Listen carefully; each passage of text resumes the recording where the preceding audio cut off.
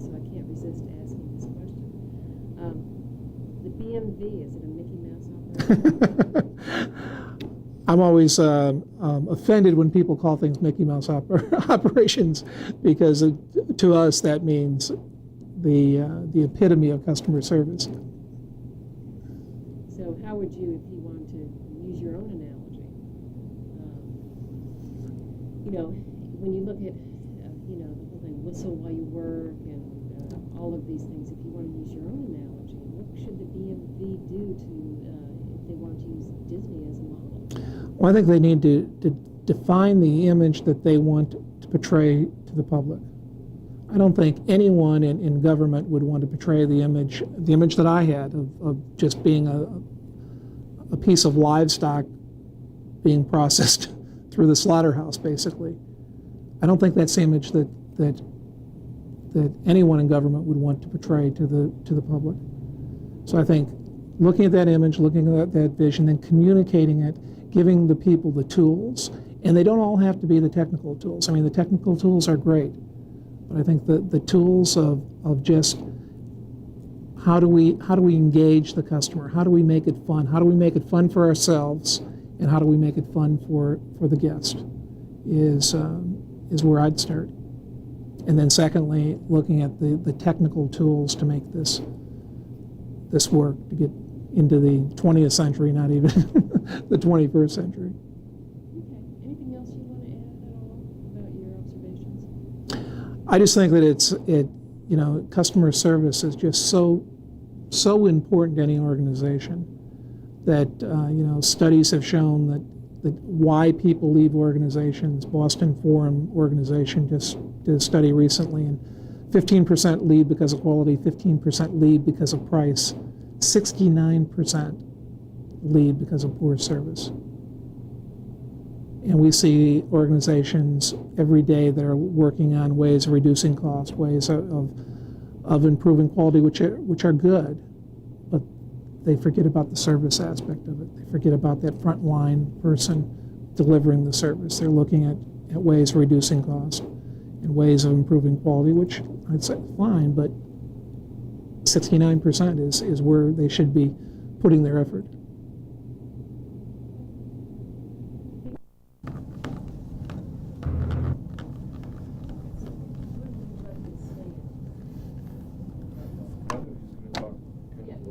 Yeah.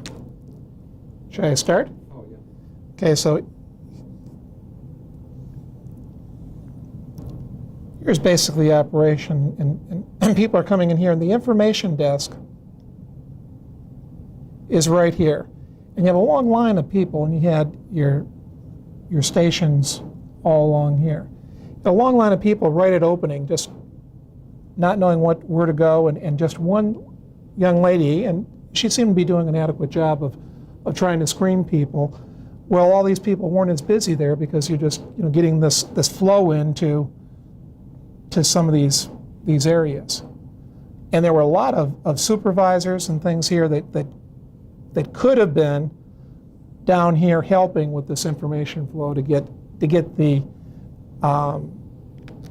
flow going, to get the pump prime basically at the beginning. Instead of conferencing here and talking around there, they could have been helping here.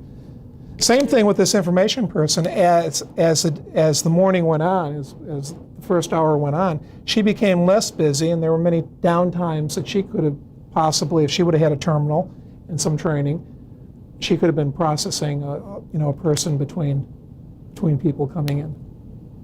Is there also a customer service technique when there is a long line like that? Another person that goes actually into the line and starts talking to people, looking. Exactly. Coming through. Well, as I said before, in several instances in the short time that I was there, people did not have the right information. They had to leave, go into their car. This person just sat there. She couldn't process another person, I'm sure, because she had an open document and didn't want to start all over again. And so they're just sitting there twiddling their thumbs, waiting for that person to come back with either title to the car, their driver's license, or whatever that they had left in the vehicle. If someone would have been in this line saying, you know, what's the transaction? You know, can I help you with the automatic teller machine that they had there? I didn't see anybody using that, and yet it was there. And I'm sure maybe some people were just kind of afraid to use it for the first time, and someone could have been walking them through that. And instead of waiting an hour, it may have been a 10-minute wait. I could have used different colors. It would have been.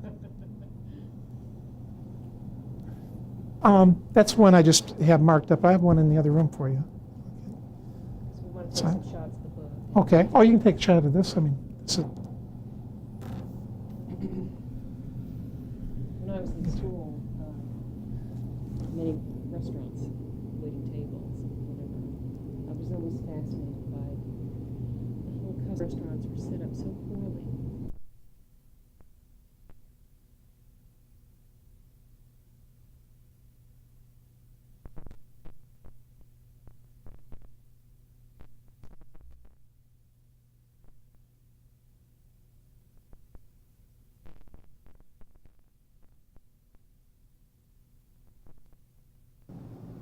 Untapped resource that's there. I mean, and they're there day in, day out dealing with the customer, and yet not allowed, not just a lot of talk.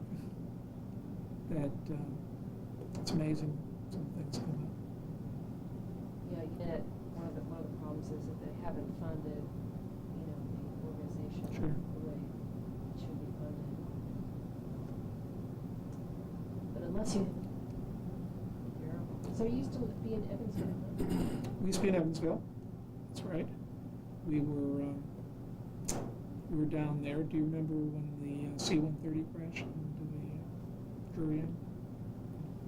Oh, is it a hotel? Yeah, hotel down there. And there's 13 of us in the room, and only 4 of us got it along. So. The book, you'll see the book is dedicated to Bob Kilden there. My partner, Lynn Jackson, is, as a matter of fact, we're going up to Chicago today. She'll be going through 4 more operations this summer, lens and things. You know, there were 2 women and two men that survived. Us 2 guys were fortunate. Unfortunately, we were only in the hospital about 5 weeks, but the ladies were, you know, for VIP clients back in the 80s before In Search of Excellence was written. And then when we decided we wanted to write a book, we had several ideas, and we wrote them like blowing their own horn if they published it. And they declined to publish it. So we have I don't want to say it's a love-hate relationship with